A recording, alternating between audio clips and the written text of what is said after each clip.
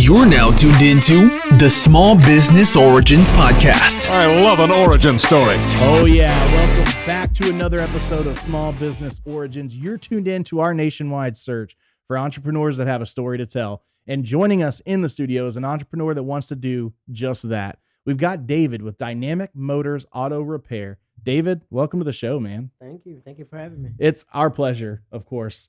So we start off every single episode with an icebreaker question.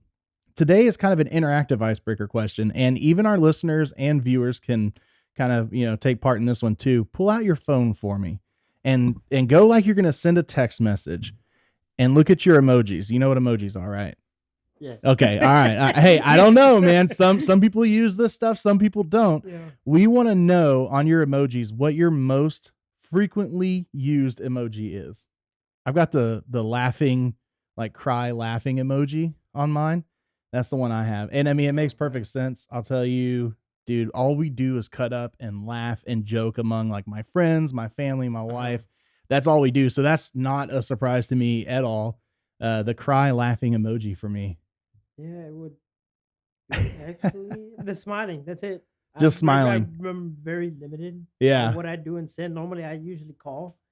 I'm old fashioned. Okay, so I wasn't too far off. You're not really a texter then. Correct. Yeah. Okay, man. I think a lot of things can be handled through text, so I like to do it. I like to hear somebody's voice. I like to hear the yes, no, maybe. Yeah. And sometimes people like that. Yeah. We have our customers that don't like receiving texts. That's true. They'd rather get a phone call. And you're not wrong too. Like some things have to be handled through a phone call. Like Bad it's just, news. it takes too much. Yeah, the bad news, the good news, the everything. Yeah. Yeah, man, I'm with you there. I guess honestly, I used to be a licensed to carry instructor, and we talked about it in communication a lot. How much of our communication comes from nonverbal cues, and it's like a phone conversation's already limiting your nonverbal cues because, really all you can hear is that tone and inflection, but you can't see the person. Correct. And then it's like when you go to text, you don't hear their tone. You don't see any of their body language. Like you have nothing to tell you what they mean except however you read that text message. And you could be on a bad day. Man. You could have that one bad day and they may say, hello, how are you doing? And it goes off south real quick. It can create Like, some whoa. really bad stuff. Yeah. I'm finding sir. in business that there's definitely a problem with text messaging business stuff because it's just, it leaves too much on the table to be misinterpreted. Correct. And creates some problems. Yeah, So yeah. no, I'm with you on that. Yes, sir. Yeah. Well, before we hop into it, y'all know that I always have to talk about any sponsors we have on our show, any advertisers we have on our show. And what better to talk about than Beefy Marketing? They're the title sponsor kind of because they're the ones who make all this thing happen. We're in a Beefy Marketing studio right now. Without them, this show just simply wouldn't happen. And Beefy Marketing has been in business going on 10 years. They're a full service digital marketing company. They've got an awesome social media team that works hard to provide a level of service that exceeds your needs, but is flexible enough to fit your budget. So whether you're looking, for social media marketing that will give you expert advice and training through the social media playbook, or you're looking for that full service turnkey experience where you don't have to do anything, Beefy Marketing can handle it. From celebrities to franchises, small businesses to large corporations, they've got you covered. Social media is an ever-changing environment, and the Beefy team is happy to keep up with the trends so that you don't have to. Wherever you're at in your social media story, Beefy Marketing is here to help you tell it all. But we're here to talk about David. We're here to talk about your company, Dynamic Motors Auto Repair. Where'd you come from? Before you got into running a successful small business, what's your personal story? That's what we want to hear today is just all about you. Pretty long. Well, born and raised in Houston. Moved around a lot when I was young. Finally ended up in A-Leaf. Finished up there. Got tired of all the hustle and bustle. Moved out to the country and worked a few years for a few shops here and there. Didn't like the way they treated their customers, not just by word, but money-wise. And, after that, went into Houston, worked a few more years at different places, same thing. It was just always gouging the customers, always, treating them incorrectly, Mhm. And then finally met the right connections, and sure enough, we're here now. We're Yeah. here to stay. I'm telling you that. I hope so, man. Yes, I mean, sir. I know I've definitely brought my vehicle in to get some quotes from you. Still have a lot more work I need to get done on that thing for sure. So what was kind of like your first job? Were you always working on cars, or what did you do before that? Oh man, my father, he had his own business actually. He had a landscaping business. Worked with him since I was about 8 years old. Yeah. Yeah, picking up the grass, doing this, doing that. Whatever he said, do it. You didn't really Heck question yeah. it. You didn't question it. You just did it. So learned everything from him, man. Without him, I wouldn't be where I'm at. Yeah. Were you doing that child labor thing No, working for him, no. or were you getting paid from 8 years No, old? I was getting paid. That's Yeah, awesome. he was teaching me that, hey, if you work for it, you deserve to get paid for it. Absolutely. And No. that's what he trained. I have siblings, and he trained us all. Said, hey, if you work a day's wage, you get paid a day's wage. Yeah. But that was in, and we're up to where we're at now. Yeah. Yes, sir. I think it's important, man, to instill those things into your kids early. I mean, I do the same thing. My son, whenever he, cuts the neighbor's yard or takes care of the neighbor's cat or whatever little odds and ends he winds up doing, I help him to find some things he can do to make money, get paid, and have it.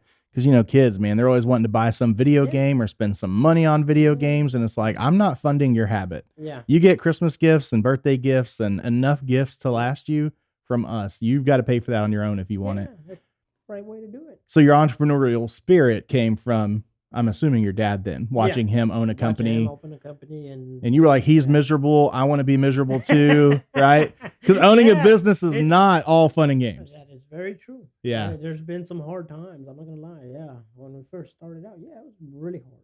Heck yeah. I mean, I couldn't do it. I could not have done it without the team I have behind me. And they sacrificed a lot as much as I did. And I couldn't do it without them. Yeah. It's but- important, man, to have a good team behind you. Correct. Yeah. I grew up the same way. My dad, he actually owned a flooring company. So, similar thing, early mornings, Yep. late nights, Yep. long distances to drive to go take care of customers. Cause he'd have clients from, Lake Jackson all the way up to Conroe, just anywhere and everywhere you can think of, man. We would travel to do that. And same thing as you, not as early. I wasn't 8. I was about 12. Okay. And started working for my dad, ripping up flooring. And I think I told this story on the podcast before. Wasn't getting paid bad. I was making a Yeah. couple $100 a weekend and kind of killing it, man. And just had to put half of that in the bank. That was his only requirement. And then the other half I could blow however I wanted to blow. Yeah. Didn't matter what I wanted to spend it on, just save up. And then luckily, he was like, hey, I'm going to match whatever you save to buy your first car. Oh, there you go. So it was a real incentive to save as much as I could. Yeah. Unfortunately, he passed at a really early age, so I didn't get the opportunity to kind of take him up on that. Mhm. But I had a nice little nest egg of a few $100 that, once I turned whatever age I needed to take it out of the bank, I had. So it's cool to hear somebody who kind of had that similar situation of, dad owned a business and put us to work. Yeah, that was it. Put us to work, and it's led us all into greatness. Yeah. So I can't complain. So is that all you did was just work for his company I worked until? for him till I was about 10 or 12. And then he had a buddy of his that actually owned a automotive repair facility. Okay. And I seen where he literally started. It was a hole in the wall. It was the dirtiest, filthiest place he could find. Mm, But as soon as he had enough saved up, he bought his location. right. And then from there, man, this thing was the cleanest place he would find. It was just a situation he was in. But man, it turned out great. He's making a lot of money. I mean, a lot. But, one day I'm going to be there myself. And, like he does it, he's told me, hey, give back. And that's exactly what we do. Right. Give back as much as we can, and still stay afloat. Yeah.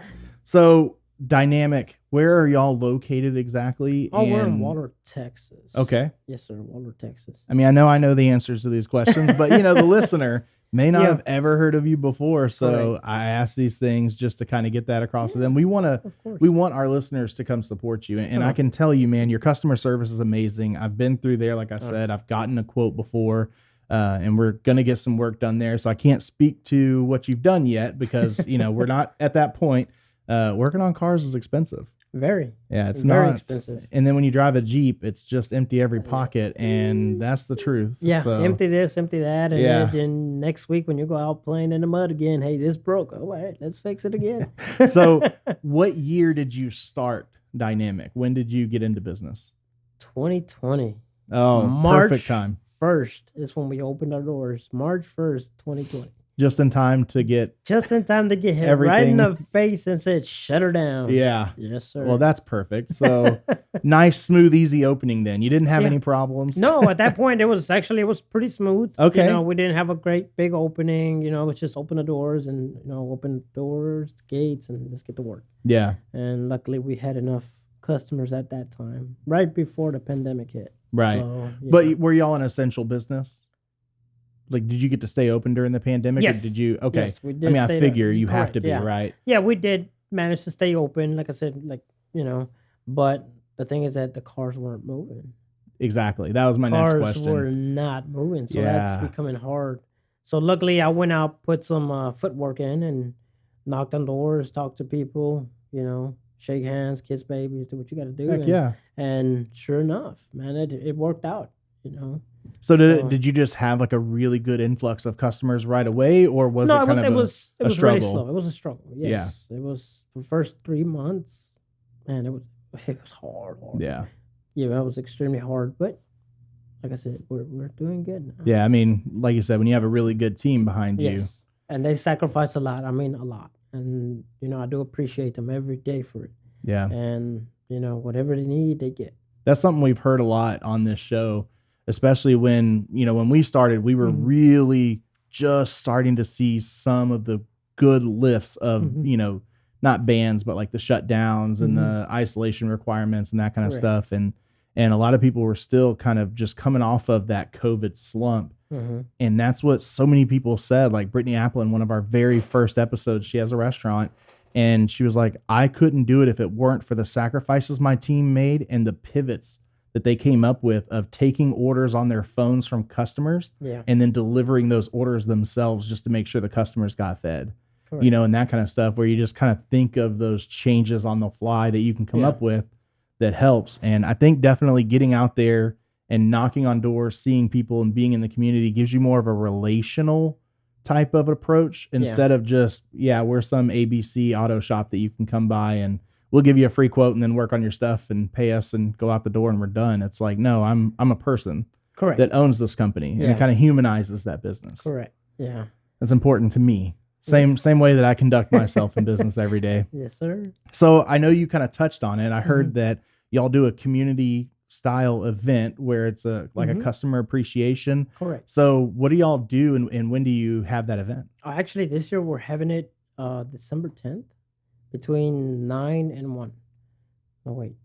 10 and 1. I'm sorry. 10 and it's 1. Between okay. 10 and 1. And we do the foods. We actually do raffles, giveaways. Whoever comes, I mean, you don't really have to spend any money with me. As long as you show up, we'll give you a raffle ticket. If your number gets called, great. You leave with something. If it doesn't, unfortunately, hey, you got free food, free drinks. We are having a petting zoo out there, bouncy house for the kids, a mechanical bull. Wow. We go a little bit above and beyond this time of year because obviously, we try to give back as much as we can. We're in November, it's Thanksgiving next week. Yeah. And so what we do is we actually give out meals. We've already got them preset for the families, and we've been doing it since we opened. Like I said, we had a very limited budget, and now it's been growing. The budget's been growing, so we've been giving back a little bit more, a little bit more, a little bit more. And it's we still need a little bit more help on that part, but hey, we're gonna make it happen some way, shape, and form. That's amazing. Yeah. Why is community so important to you? Because without the community, you're nothing. You're really nothing. People don't realize that. I mean, you could come to me. I got people coming from Greenspoint, A-Leaf. I got them coming from Clear Lake. Galveston. They don't have to come to me. They choose to. Yeah. And we all have our days. We all have our moments where somebody could have made us upset, and then unfortunately it falls down to the next individual. And the thing is that I've made mistakes where, I let the feelings roll over into somebody else, but at the same time, I've learned from it, and I have made those changes to where the customers keep coming back. Right. And I want them to keep coming back. I am one of the most brutally honest people you're going to find. I hate to tell you that, and that's what's getting me into a lot of trouble, telling them, hey, no, this is what you need. This is what you don't need, and I prove it. I actually prove it to people. I bring you out into my shop, lift up the vehicle, and show you exactly the steps I went through to find this answer. I like to prove people wrong. Right. I prove myself wrong all the time. It's because of that. I want to better myself as an individual, as a business owner, but not just that, as a technician. Because I'm still out there. I don't let the 98% of my vehicles that are there get touched by me. Literally 98. I don't have to. I want to. Yeah. Oh, when I was in the shop, I mean, I saw you. Yeah. That's when I first met you. Yeah. I'm dealing with customer service and up front Correct. and all that stuff. But then we walk into the shop. Correct. And there you are working on it. And I had no clue. Yeah. I had no clue until Andrew knows. Told me later. Yeah. And he's like, oh, yeah, that's the owner. Yeah. And I'm like, nobody really knows. And I thought you were just some dude wrenching on a truck. Like, I had no clue. Yeah. Yeah. And that's what I like to see. You know what I mean? Somebody that doesn't just sit behind a desk and order. Somebody that actually does the work out there and actually say, hey, I put my hands on that. Right. That's what I do. I like to do that. It makes me feel better. At the end of the day, it makes me feel better knowing that, hey, I actually did something today to help somebody out. Yeah. It's the same way for us in the fire department. It's like you can't sit at a desk and point. Correct. Like that's not leadership. Leadership Correct. Is, hey, this is where I'm going. Keep up. Yep. Let's go. Like, follow me. Yes, sir. Yes, so it's the same thing. If you just sit in a desk all day, you're not going to have any respect of the people who work for you or with you. Correct. So. Yeah, they lose it. You know this. I mean, if you're I'm learning as a business owner that if you're not out there at least with them, they see you in a whole different light. Yeah. They assume things out of you. But I'm right next to you, so you really can't say nothing. You're not sweating out here. I'm like, look, man, I'm sweating as much as you are. Yep. I'm cussing as much as you are. Yep. I am bleeding probably more than you are. But it's just one of those situations that if they don't see it, the different respect levels comes in play. Yeah. Yeah. The reason I hire a mechanic is because of the amount of times that I swear when I'm working on a vehicle. Because it's anger. I absolutely hate it. Yeah. Like I enjoy it to some degree. It's Correct. fun, especially when you feel accomplished, when you were able to do something. But it's hard for me to swallow when I get into something and I don't know what's going on, Correct. And so it's like, I don't have any training as a mechanic. I shouldn't be upset that I don't know how to do mechanic stuff, but pride, ego. Yeah. We all have it, as individuals, we all have it. Yep. Yeah. So you touched on something that I think is important, and I don't mean any offense by this, but your industry is known, just like used car salesmen, to be some really, not that everyone is, but there are some really crooked individuals out there. Yeah. And there are people who take advantage of customers, like my brake check here in town. They do amazing for fast service stuff. I've used them before for not the big fixes, but just quick stuff. I've got no complaints as far as they're concerned, but Brake Check is one big company that was known forever as, you're not going to walk in and just get what you need done. Yeah. You're also going to get all of these other things added to it. They're going to tell you need it, and it's super important. And I don't mean to badmouth them because like I said, I love my local one, but man, it's known for that. Yeah. It's known for taking advantage of customers, Correct. And so one big thing you said was you like to show the customer. Correct. Yeah. What is the best way? Maybe somebody isn't loyal to you, or maybe they do live too far away and they just can't make that drive to Waller. What's your best advice for someone who needs to get some work done and they don't want to be taken advantage of? Like, what questions should they ask? Ask questions. The most random questions. How did you get to that conclusion? If they just keep running around in circles, well, then that's a red flag. Yes, their technicians are working. Yes, they're working hard. Some of them have been doing this for 20, 30, 40, 50 years. Right. And they're still out there working.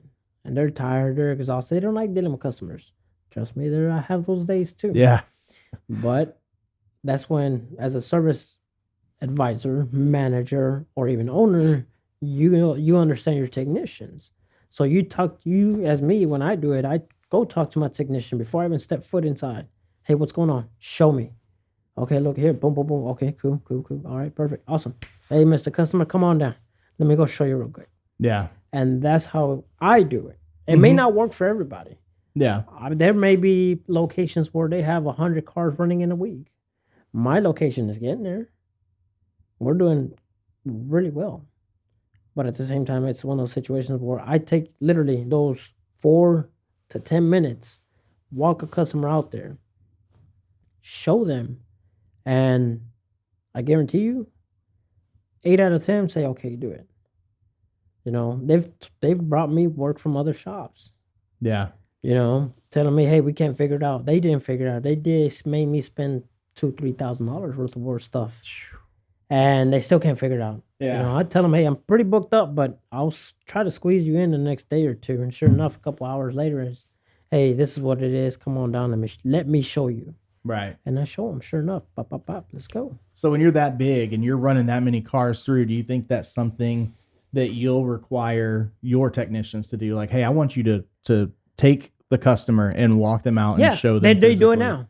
Yeah. Right now we have, you know, with me, it's 3 technicians, looking for another 2 at least, and my GS, and we are literally walking the customers out there and showing them.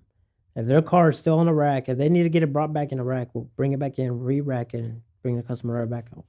Because that's a big selling point. So is that a hiring notice? You need more technicians right now? Is that what you said? I actually am. I am looking to hire. We are in need. Okay. You know, we are in need. We are looking for qualified individuals. Yes. You know, qualified. No shade trees. I'm sorry. No shade trees. No, I get it. You got to know how to literally, I'll hand you a scanner and go for it. You know? So it's just kind of like an on-the-job interview.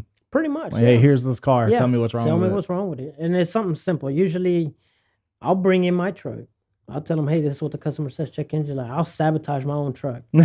I will sabotage my own truck. Yeah. And let's see what they do. Yeah. You know? That's how, you know, I've been hired and fired before. Yeah, I have. Mm-hmm. You know, but it is because I'm brutally honest. Yep. And, you know, there's been people that when they hire you, they give you a little pamphlet or a booklet and say, here, figure this out. I'm like, man, dude, okay. You run through it quick, you know, okay. That's how you did good. Okay. All right, we'll call you. And sure enough, we get the job. And it's one of those situations that I really, with the booklet, you can only do so much. Yeah. No, you can I'm only with do you. so much. Hands on, man. Like, it's different to me, just not being that familiar with the whole mechanic side of things, but having been an engineer operator at a fire department, we have to do some basic level maintenance on these huge diesel engines and all these components. And, I mean, that's just the way I see it, is I kind of look at it from that perspective of like, yeah, I can sit here and tell you, oh, well, when the check trans light's on, then obviously that means there's a problem with your transmission. But it's like, go out there and tell me what's wrong with the transmission. Cool. How are you going to diagnose that? And I don't think you can clearly know if someone grasps it without them putting hands on a vehicle. Yeah, where's the OBD reader? Like, find that. Is that what it's called? Yeah. Did I get it right? Yes, see? All right, I'm not terrible. It's auditioning for another job in case Beefy fails me, you know? And it's like, find that, plug in, tell me what this code means, how you going to look up what that code means, and all that kind of stuff. Yeah. But I assume y'all have some basic level certifications. Is it ASI? ASEs, yes. ASE? ASEs. Okay, see, these are things I have to ask. I don't know. Genuinely curious. So I'm sure everyone you're hiring, you want to have at least those base level certifications. I mean, they don't, like I said, they don't have to be 100% perfect at everything. Right. Nobody is out there. And if they do tell you that they are probably lying. And you will find out within an hour. If you know what you're doing as a technician, if you send your best guy out there, the one that's actually turning and burning every day and is actually producing hours, and you tell him, watch him for an hour, and you give him a job, and he doesn't figure it out within a certain amount of time, he ain't built for you. He has to go. Because all he's going to do is cost you money and time. And right now, that is something we don't have. Money nor enough time. Yeah. I mean, I assume like everyone else, you're kind of feeling the hurt of the labor shortage. Oh, yeah. You know? Oh, yeah. Just needing people and... Yeah. It hurts pretty bad. Is your industry... So in the fire industry, I think we're going through something where there's just a lack of people who have completed the training and qualify, just because with COVID shutting down, the schools weren't as active. The people that were in school kind of started getting rushed through so that they could not have to refund money and waste these people's time, but also because it was like, we need emergency workers now, and so firefighters also have to get their EMT in Texas. So it's like, let's push them through so they can become a healthcare worker, Is it something like that where some people just weren't able to get certified, or do you think it's just there's so many mechanic shops and qualified individuals are just, at a shortage for whatever reason? It's not the qualifications. ASCs, I know many people. I mean, a lot of really good technicians that have 0 ASCs. But man, you give them a car and you give them paperwork, they will diagnose it like that. Say, hey, but this is what it is. And sure enough, you go out there, yep, that's it. Okay. Right. But they have 0 qualifications. It's the way they do it and the way they present it. That's all it becomes. It becomes one of those situations where it's not that we have a shortage. It's that the want to do it. Gotcha. Because, I mean, for some reason, these manufacturers think, we work in AC. All these shops out here work in AC and, have the newest and best everything, have the perfect everything for every single make and model. Yeah. But they don't realize that, hey, there's rust, there's broken bolts, there's this, there's that. Stuff happens that they don't realize that, hey, this is supposed to take 2 hours to fix, and it ends up taking you 3, 4, 5 hours just because you kind of look at it and be like, hey, you know what? No, this takes a little bit longer, and this is why. Right. And we get put in those situations where we don't want to be in. Come back and tell a customer, hey, I need a little bit more money. At that point, I just say, hey, you know what? I'll pay my guy, get it done. Yeah. I don't care, get it done. I'll take a loss right now, but, as long as they're happy and good, let's go.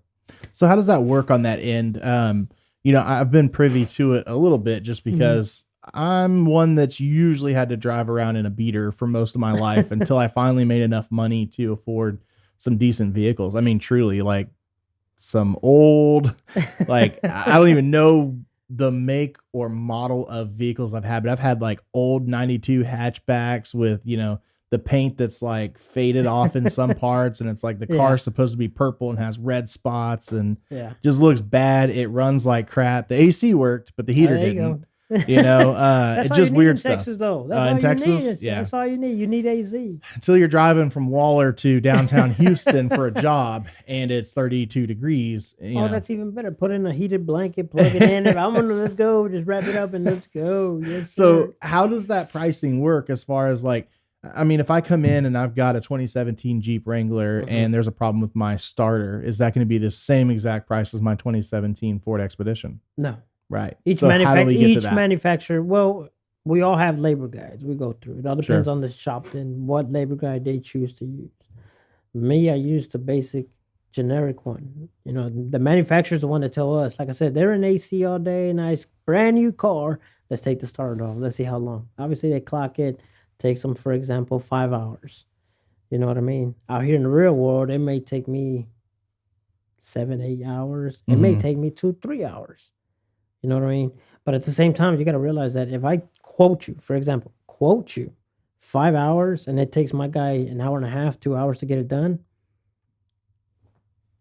I can't penalize my guy for doing the job efficiently and as fast as he does because he's good at what he does. Right. The point is the national standard. The national standards is this set. much. Yes. Right. That's what it is. So that's what we're basing on. So that's kind of the give and take there. Correct. It's like sometimes your guy had the perfect conditions. Correct. And was able to do it faster. Yes. And then sometimes you've got the worst conditions. Yep. And that's when you lose. Yeah. But the way you succeed is by losing a little here and there. It brings you back to reality. Sure. So to me, it's give and take. Yeah. One day you eating steak, the next day you eating ramen noodles. Hey, you know what? You can fancy up some ramen noodles. I've been there, that's yes, for sure. you can. Yeah. So I know that there's been a lot of change in the automotive industry. Yes. And since you got into the automotive industry, not when you opened your company in 2020, which I'm sure there's been change since then too, but what kind of changes are you seeing as far as like, I'm sure it's harder to work on some things if you're not so familiar with computers right now, like just kind of go into that. Yeah, well, it's just like you said, everything's becoming computers. Yeah. And right now with the chip shortages, it's ridiculous. Where once before you diagnose it, hey, it's a computer, it takes a day, maybe 2 to get it to you, program it and go. Now you're talking about a month and a half, 2 months. We have, one that's been 4 months waiting on a computer that nobody could get their hands on. We're waiting on it. There's nothing I could do. Yeah. I could take it apart, see what's going on, but then I may cause more issues down the line, and bad parts. Right. That as well. So what kind of problems are you looking at generally with something like that, where it is a computer? Is this something where the customer can still drive for that month and a half? Or are they without some a of them, vehicle? yes, you can drive it. It all depends on what they came in for. Hey, my turn signal isn't working. Okay, check it out. Hey, it's this. I can't get it for a month. Are you okay with that? If you get pulled over, tell the cop, hey, I'm working on it. This is the estimate. This is where I got it from. Yeah. And they may be, that's fine. Just give you a warning and move forward. Mhm. Or you may get a ticket, and then you go to the judge, and if need be, we'll write you a letter saying, hey, look, we're waiting on a part. Yeah, because you're talking about like the inspection you need Correct. for your registration. And yeah, not just that, but like I said, if let's say, for example, turn signal, once again, is out, and you get pulled over for it, depending on the cop. So that can tie back to a computer, the turn signal? Nowadays, your windows, your mirrors. Because I'm used to like everything. relay switches. Yeah, no, right. days are gone. But are you serious? Yeah, everything's computer now. The relays are actually built into the computers that are non-serviceable. That's amazing. So everything's computer. So we can make it harder and more expensive for you to fix. Oh yeah. Yeah, that makes sense. So it may take me, a lot more time to figure it out, but it'll get figured out. Yeah. Yeah. I remember one time I had an issue. I think I had like an 03 Taurus, and something happened with the relay or the switch between my brakes and, man, what was it? Oh, yeah, it was my brake lights. So it was like all the time, unless I was hitting my brakes, it like got turned around or something to where my brakes were on. Yeah. And it was causing some major issues, man. And it took me a while to get that fixed because, my wife and I were making minimum wage at the time and had a kid and, a duplex living on our own. And it was rough. There were some times that I just would go into a shop and be like, hey, bro, I need some help, and luckily we had a really good relationship with a guy that would do a lot of work for us. Yeah. And it's like, just pay for my parts and then you can pay me as you can when you can on the labor, Yeah. Speaking of, do y'all offer any type of, like pay as you go plan or leasing options or anything, or is it always just cash up front type stuff? Well, it all depends. Honestly, if you come in there and I know you're a regular, you do your thing, we do have financing, through different companies we use. Okay. But we also, depending on, like I said, if you're a regular customer and I know you and I feel like I could trust you, I will help you out as best as I can. Sure. But you got to realize that money is literally coming out of my pocket. Absolutely. Not the company's, but mine. Right. And I've been stiffed before, hard. And that's a learning curve.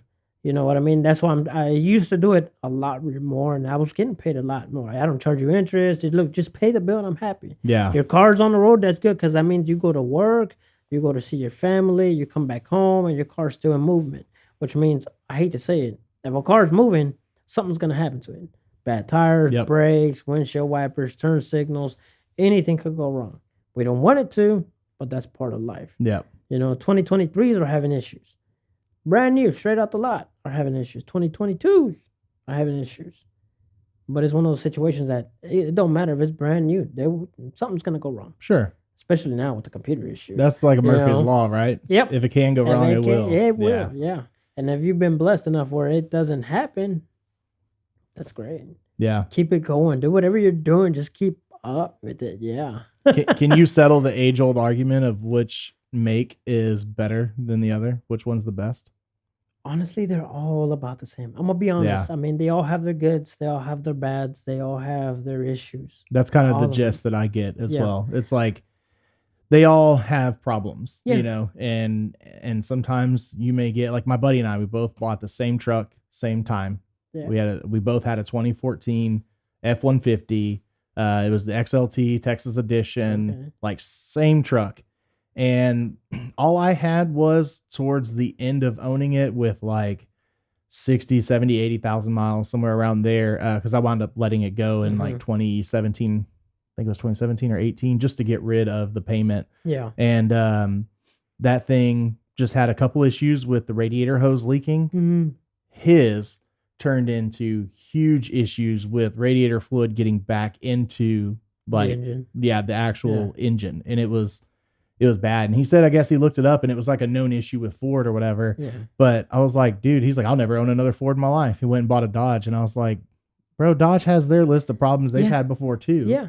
You know, and when you look at it, I'm like, it's all anecdotal, but my F-150 was fine. Yeah. So how can you hold that against somebody? No, you really can't. I mean, it's one of those situations, like you said, they all have their issues. Yeah. You know, they all have the goods and they all have their bads, just like anything else. My buddy and I argue about whose Jeep, is it my Jeep that's better or his Toyota that's better, you know? So oh man. I'll pay you under the table to say Jeep's way better than Toyota, and then we'll just settle that argument between him and I. But no, I figured that's how you were going to answer that was, you know, it is what it is. It's just kind of like, what do you like the best? What looks the best and feels the most comfortable to whatever you type makes thing. you feel comfortable. Yeah. You know, what do you like? What do you feel comfortable in? Like I said, they're all going to have their issues. Sure. You know, there's some people that like old classics. Right. Love their classics. They're in there a lot, but they love their classics. There's some people that have brand new vehicles every year. Guess what? They're in the shops too. Yep. Getting some fixed. Some of them are probably still just bought it and probably still in the back of the dealership right now, waiting on parts. Yeah.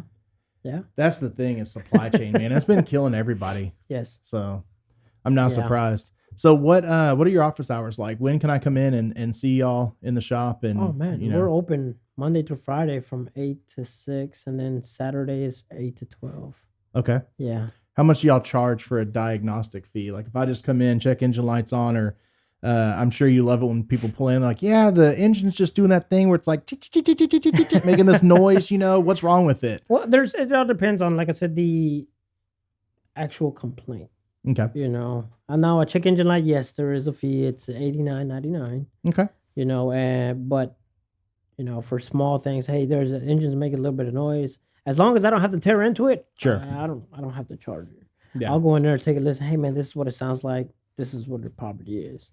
You know, and that's pretty much it, to be honest. Brake noise, free brake inspections. You come on in and just let me do what I do, and I'll let you know what's going on. Yeah. Gotcha. Brakes are squeaking on a couple of my rides. So oh man, bring it in. I need oil changes too, so I might have to come see you soon. Yeah. So is it best to call ahead and schedule an appointment for those kind of things, or do you prefer like a drive-in, walk-in type deal? Well, it actually benefits both parties if they do both. Only reason why is because, there's some days that, we are kind of slow. This morning, we were somewhat slow. But, man, as soon as I left, it picked up quick. Of course. It always picks up. Boss is out of the office to go do a podcast and, play celebrity for the day. Yeah, now it's busy. Oh, my goodness. Yeah, now it's busy. Yeah, they're blowing me up, telling me, hey, we need this, we need that, we need this, we need that. Yeah, it's normal. Right. So, yeah. Okay. Are y'all on social media or anything? Y'all have a website, that kind of stuff? Yeah, we do have a website. Okay. We do have a website. It's dynamicmotors.com. Okay. Dynamicmotorsautorepair.com. Sorry. Okay. The whole company name. The whole company name. Dynamic Motors Auto Auto Repair. Repair. And that's motors with an S. Yes. Got with it. an S. Perfect. Yes, .com. .com. Do y'all offer anything through there, like scheduling appointments or, what's the benefit of that site? Well, like you said, scheduling appointments. Okay. And, if you ever need to get a hold of us, that's the best place. We also do have a 24-hour road service. We do have a Facebook. I don't use it much because like I said, I'm usually underneath the hood of a vehicle. Working too much, yeah. Yeah, working too much, yeah. But we're on there, Usually my front end manager is the one handling all that. Yes, sir. Gotcha. Yeah. All right, perfect. Man, I just, the whole point of this show is to kind of get all this information out there for the public so they can stop by and hopefully do some business with you and awesome. And get some things taken care of. So I hope you feel like we kind of hit the majority of the information we needed to and got your story out there. I can't thank you enough for being a part of the show. Oh, no, thank you for having me. Yeah, yes, this sir. has been an amazing conversation. I feel like I learned today. And then I feel like I surprised myself knowing some of the terminology and then just made myself look like I'm not an ASE certified mechanic with the rest of it. So, yes, sir. Yeah, man, I'll tell you what, let's leave with this. Is there just one thing when it comes to the automotive industry that you could get across to your ideal client? What would that be? I know it puts you on the spot. It's kind of a big question. Just keep up with the maintenance. If you do not trust the individual, you don't trust the location, get a second opinion. Get a third if you have to. I tell my customers all the time, hey, you don't feel comfortable with me? Please Go get a second, third, fourth, fifth opinion, and you'll be back. And 10 out of 10, they're back. Gotcha. Tell me, hey, yeah, just go ahead and do it. It's because of that. If you don't feel comfortable enough with the individual, go get an opinion. Go get a second, third, fourth, and sometimes you'll find a whole lot of different answers, but that's when you gotta that's when you step in, you question, okay, so how did you get to this? What made you come to that conclusion? Right. Yeah.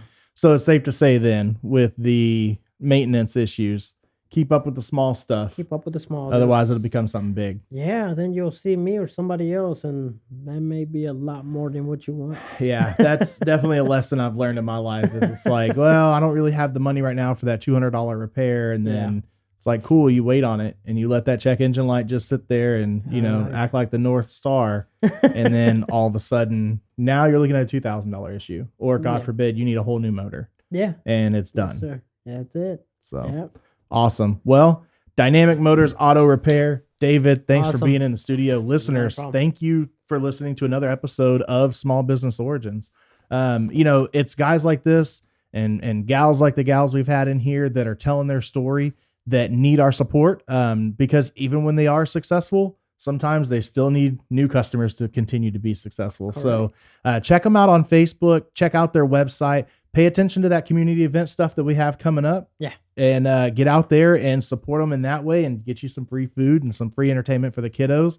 But that's it for us, man. Just another episode of Small Business Origins. Can't thank you enough for tuning in. And as always, stay beefy, my friends. Yes. Thanks for listening to another episode of Small Business Origins. I love an origin story. If you like what you just heard, leave us a review, subscribe, and share with a friend. You guys, check this out. They're going to love it. You're going to love it.